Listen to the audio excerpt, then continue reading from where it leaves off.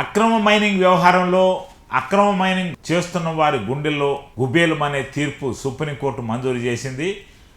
అక్రమ మైనింగ్తో పాటు real estate వ్యాపారులు, వివిధ రకాలైన పెద్ద పెద్ద వ్యాపారాలు చేసేవారంతా ఖచ్చితంగా ఎన్విరాన్మెంట్ అనుమతి తీసుకోవాలి. ఎన్విరాన్మెంట్ అనుమతి లేకుండా ఎలాంటి మైనింగ్ చేయకూడదు, రియల్ ఎస్టేట్ వ్యాపారం చేయకూడదు అంటూ ఈ తీర్పు విడుదల చేసింది. ఈ తీర్పు సారాంశం 2011లోనే ఆల్రెడీ నోటిఫికేషన్ జారీ చేసింది. 50 ఏళ్ళు పూర్తయిన మైనింగ్లు ఏఈ చేయకూడదని, వీటికి పూర్తిగా కేర్ టేకర్గా అధికారులు ఉండాలని, ఈ కేర్ టేకర్గా ఉండాల్సిన అధికారులే అక్రమాలకు పాల్పడుతున్నారని సుప్రీంకోర్టు తప్పుపట్టింది.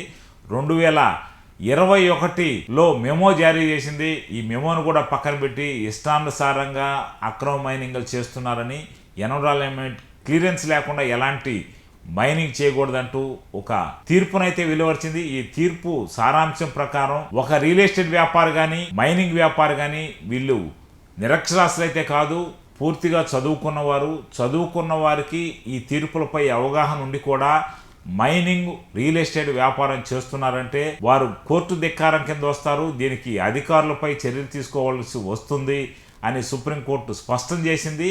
ఎవరైనా నిరక్షరాస్యులు చేస్తుంటే ఇలాంటి చర్యలను మనం అంగీకరించేవారమే, మనం ఒకవేళ కన్సిడర్ చేసేవారమే తప్ప పెద్ద పెద్ద కంపెనీలు వారు నిరక్షరాస్యులు కాకుండా ఉన్నవారు, పెద్ద పెద్ద కంపెనీలు వారు ఈ మైనింగ్ వ్యాపారం చేస్తున్నారు, అక్రమాలకు పాల్పడుతున్నారు, రియల్ ఎస్టేట్ వ్యాపారం చేస్తున్నారు, వీరిని ఎలాంటి ఉపేక్షించేది లేదని, ఇక నుంచి ప్రతి మైనింగ్కు ఎన్విరాన్మెంట్ క్లియరెన్స్ అవసరమని వారు పేర్కొన్నారు. అది ఇసుక లేదా క్వాడ్జీ లేకపోతే మైకా లేదంటే గ్రానైట్, గెలాక్సీ గ్రానైట్ తదితర మైన్లకన్నిటికీ ఇది వర్తిస్తుంది. ఇక నుంచి మైన్లు వ్యాపారులు, రియల్ ఎస్టేట్ వ్యాపారులు జాగ్రత్తగా వ్యవహరించాలని సుప్రీంకోర్టు తీర్పు సారాంశం.